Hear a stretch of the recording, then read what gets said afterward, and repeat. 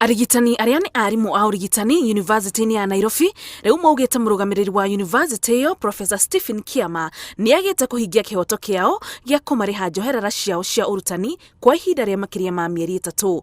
Arigitani aya maigire mĩro yao thĩ mweri mũthiru. Matongoretio nĩ mwandĩki mũnene wa kĩama kĩao Mũtũra Mberia maugĩte ikinya rĩa Professor Kiama tiriagĩrĩru na nĩ rĩrahotomia ũheani wa motungata ma ũrigitani. If Kiama does not understand what clinical allowances mean, let him come and consult these doctors.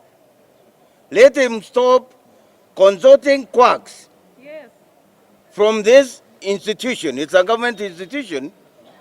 That is Kenyatta Hospital.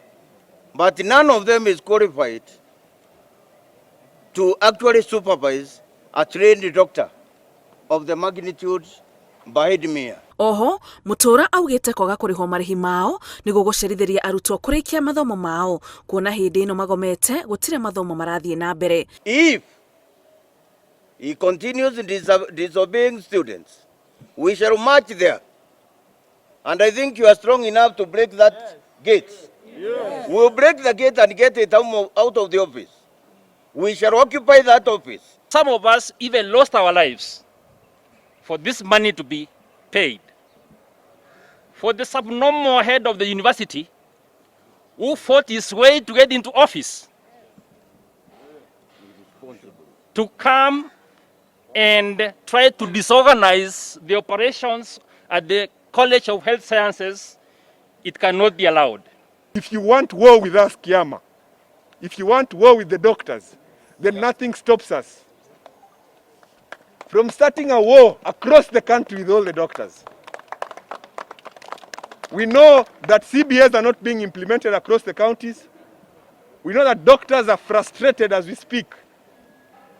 So if that is what you want, then we shall give it to you. Mwena-inĩ wao arutwo nĩ marĩtie ciĩgiĩ kĩgirĩko kĩrĩa menakĩo kĩgiĩ gũkorwo magĩthoma kwa ihinda iraya gũkĩra ũrĩa kwagĩrĩire nĩ ũndũ wa mĩgomo ĩtarathira ĩrĩa ĩrehagwo nĩ gĩthagathago gatagatĩ ka ũrũgamĩrĩri wa university na arimũ ao. We joined this school back in 2014 September.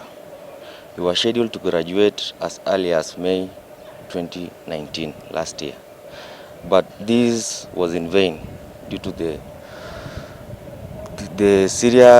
several strikes and poor administrative decisions which derailed us to graduate as last year December. The overstaying in school have caused various effects on us. Our parents have lost confidence in us. We have lost financial support from them. Our younger siblings already finished school before us, and it has also caused a lot of mental breakdown among us. Rĩu arigitani aya mahete Professor Kiama thikũ 7 cia kũmarĩha. Ngĩribotera Inooro TV, njĩtagwo Mũthoni wa Mũkiri.